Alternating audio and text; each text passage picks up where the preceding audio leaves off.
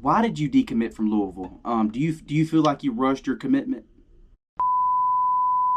Hey y'all, my name's Austin Duncan. I'm AD Media. Today I will be interviewing Thompson 2027 wide receiver Darion Moseley. Here he is. I'm here with 2027 wide receiver Thompson High School Darion Moseley. First off, how are you feeling today? Feeling good, excited to attack the week. We got a busy week ahead of us, and so I'm just ready to go. So talk to me. What schools are you currently talking to the most? Right now, I would say Arkansas, Utah, and really them the main two right now, Arkansas and Utah. Okay. What are you looking for in your recruitment? Most of all, I'm looking for player development. I'm a big guy, and being in a good system. That's my biggest goal, to just be in a place where I know I can grow, I can learn, and that I can make it to, the next level. And, college football is, of course, a big milestone in my career, but I want to be able to make it to the league, that's always been the goal from the beginning. And so college football, of course, is a milestone, but the end goal is making it to the NFL. So that's my biggest, target in this recruiting realm, is just to be developed and to be in a good system. Okay. So do you have any upcoming visits? Right now, I just came back from Arkansas, and we start spring this coming. All colleges mostly have finished up their spring ball, so really, right now ahead of me, I got my OV set to Utah and Arkansas. Okay. When are those dates? I go Arkansas June 5th through 7th, and then I got Utah the week right after. Okay, that's cool. So talk to me. I think I see that you have a relationship with QBC Media, Larry Rudolph. Can you talk to me about your relationship with him? That's my guy. He's been covering me since my sophomore year. Before he been covering me before I even made a name for myself. He worked really hard on making sure I get my name out. He's built his brand, and I'm glad to be a part of it. And that guy, he's a hard worker, and he's one of my guys. I can trust him, and whenever times, if I need help with anything, I know I can hit him up. But Larry's a good guy. I'm thankful for him. Of course. So talk to me about your family and how they've helped you along the way. Man, my family, has played a big role. My mom, she's played the biggest. She's a very, she's not very strict, but she's more of a,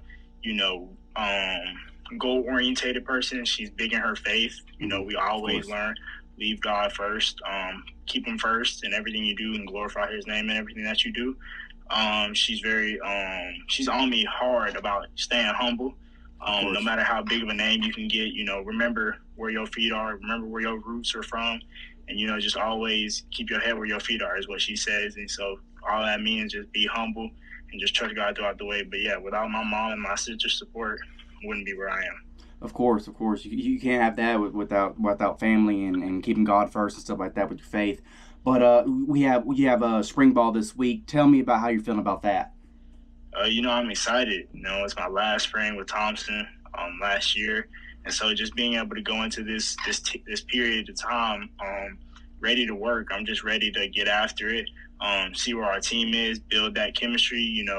We go out there, we getting thrown in that fire, and in between those lines, it gets real. And so just being in the good program, being with a good team, great coaches, I couldn't be in a more blessed position. So I'm just excited to get to work. Okay, cool. So what do you do in the hours leading up to a big game to stay focused and calm? Really, honestly, I love reading my devotional. I always have to stay quiet. I'm not a big, hype person. I can't listen to loud music. I can't get too hype. My nerves get jumping and stuff. So I really got to separate myself from the crowd. I like to, get my headphones, turn on some gospel music, and just almost meditate in a sense. Play the game in my head mentally. So then when it comes, in person, it's just a second nature. And so really just reading my devotional and just listen to gospel music, kind of getting my mind off the game, but not in a sense, just to keep my nerves down. You got to tell me, what's your favorite gospel music? I'll have to go Elevation Worship. Of course. Or Marvin Sapp. Okay. He's a old head know about him, But, Marvin Sapp, he's a good guy. And then, of course, the Elevation Mercer, can't go wrong with them. Of course. So let's look back at you winning your first state championship your sophomore year. How did that moment change your mindset or expectations for your junior and senior year? Definitely coming off of my sophomore year, definitely set the bar high. It was my first year playing varsity. My freshman year, I was held ineligible. Moving schools, it was just a rule we had to abide to. So I sacrificed my freshman year to go to Thompson. And so just that, the year, I won the MVP in the state championship game, had about 13 touchdowns and about 756 yards, I think. So it was a very important year. Definitely set the bar high, like I said, but the expectations just rise every year. So that was expected. I knew after that year that I was like, okay, you can play this receiver position, so you kind of have to just stick with it, keep working, and God's just going to keep elevating you from there. So really, it's been good, as you can see. Capitalized last year with 1,000 yards, and so really just building off in each year. Learning the game gets faster and faster, and just keep building. Never stop working. Okay, so when you're grinding through the heat of spring practice or a tough loss, what role does your spiritual life play in keeping you motivated? That's the biggest role. That's what I lean on. My favorite verse, I memorize it, is Jeremiah 29:11, and it kind of just sets out the platform of just being able to trust in the Lord. It just sets out the base of being able to lean on the Lord whenever times get hard. There's always times where you always gonna have a bad practice, but Jeremiah 29:11, for I know the plans I have for you, declares the Lord, plans with an S. So it's not just one plan, it's multiple plans that I have for you, declares the Lord. Plans to prosper you and not to harm you, plans to give you hope in the future. And that, like I said, that just sets out the baseline of, having hope in the Lord, having faith in God, and through all the hard times in life, even off the field, you can lean on that verse and he'll get it done for you. That's right. I have to ask, because I know having all the national spotlight can get too much sometimes. With all the national attention and offers coming in, how does your faith help you stay humble and focused on the work rather than the rankings? Oh yeah. Well, just knowing that what God gives you, He can take away. It'll be little things where you get too far ahead of yourself that you'll start getting too much pride in the Lord. He'll bring you back down. You might catch a little injury.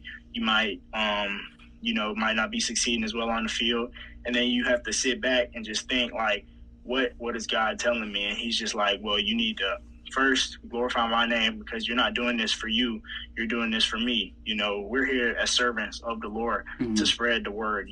God doesn't care about me winning the state championship. That's all. Right. God doesn't care about what I'm ranked. He cares about how I can use this game that He's given me talent to spread His word. And so really all the rankings and stuff are cool, but it's just a product of what the Lord has for me. And so whenever people, that's what I want. Whenever people, think about, Darion Moseley, he had a good season, but he also was a faithful man. He always gave God the glory first, and he never put himself before his team. He's always just keeping God first in everything that he does. He don't just say it, be about it. And so that's really my role. That's how big of a role the Lord and my faith plays in all of this. It doesn't matter about me. It's all about the Lord. That's right. At Thompson, you're pretty known for being a leader on the field. Do you see your platform in football as a way to share your faith with your teammates? Oh, yeah, for sure. Definitely being a successful guy, attention will come. That's just how it is. Being a successful person, you grab attention.